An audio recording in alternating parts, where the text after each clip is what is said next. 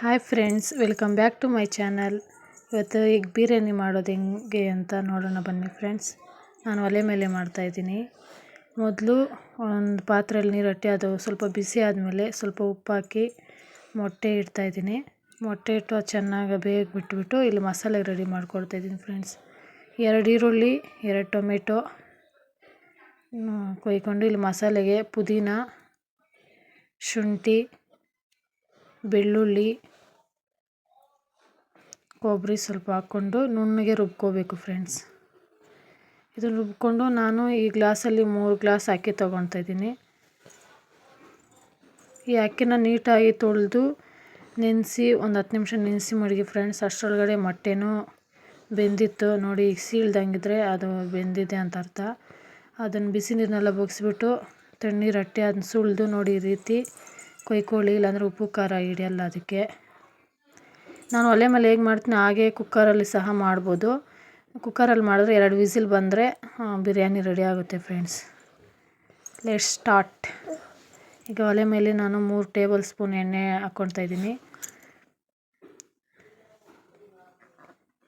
3 table spoon ಎಣ್ಣೆ ಹಾಕ್ಕೊಂಡು ಮಸಾಲೆಗೆ ಒಂದು ಜಾಪತ್ರೆ, ಚಕ್ಕೆ, ಲವಂಗ, ಮರಾಠಿ ಮೊಗ್ಗು, ಕಲ್ಲುವು, ಅನಾನಸು ತೊಗೊಂಡಿದ್ದೀನಿ ಫ್ರೆಂಡ್ಸ್. ಇದನ್ನೆಲ್ಲ ಮೊದಲು ಹಾಕ್ಕೊಳ್ತೀನಿ. ಆಮೇಲೆ ಈರುಳ್ಳಿ ಹಾಕ್ಕೊಳ್ತಾಯಿದ್ದೀನಿ ಫ್ರೆಂಡ್ಸ್. ಈರುಳ್ಳಿ ಸ್ವಲ್ಪ ಕೆಂಪಗಾಗೋವರೆಗೂ ಬಾಡಿಸ್ಕೋಬೇಕು ನೋಡಿ. ಈ ರೀತಿ ಕೆಂಪಗಾಗಬೇಕು ಫ್ರೆಂಡ್ಸ್.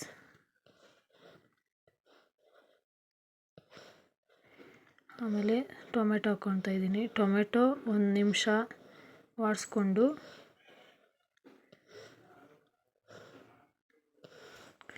ಆಮೇಲೆ ಸ್ವಲ್ಪ ಉಪ್ಪು ಹಾಕ್ಕೊಳ್ಳಿ ಫ್ರೆಂಡ್ಸ್.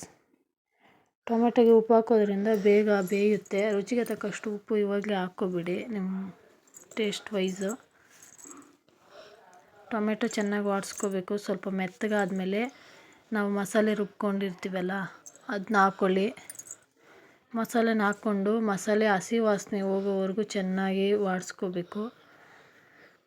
ಒಲೆ ಮೇಲೆ ಮಾಡ್ತಾ ಇರೋದ್ರಿಂದ ಸ್ವಲ್ಪ ಕೈ ಆಡಿಸ್ತಾ ಇರಲಿಲ್ಲ ಅಡೆಂಟು ಬಿಡುತ್ತೆ. ಈಗ ಸ್ವಲ್ಪ ಅರಿಶಿನ, ಖಾರಕ್ಕೆ ತಕ್ಕಷ್ಟು ಖಾರದ ಪುಡಿ,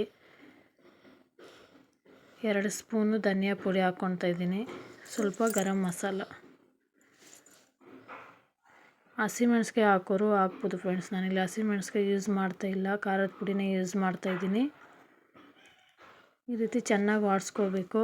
ಬಾಡಿಸ್ಕೊಂಡು ನಾನಿಲ್ಲಿ 3 ಗ್ಲಾಸ್ ಅಕ್ಕಿಗೆ 6 ಗ್ಲಾಸ್ ನೀರು ಹಾಕ್ತಾಯಿದ್ದೀನಿ. 1:2 ರೇಷಿಯೋನಲ್ಲಿ ನೀರು ಹಾಕ್ಕೋಬೇಕು.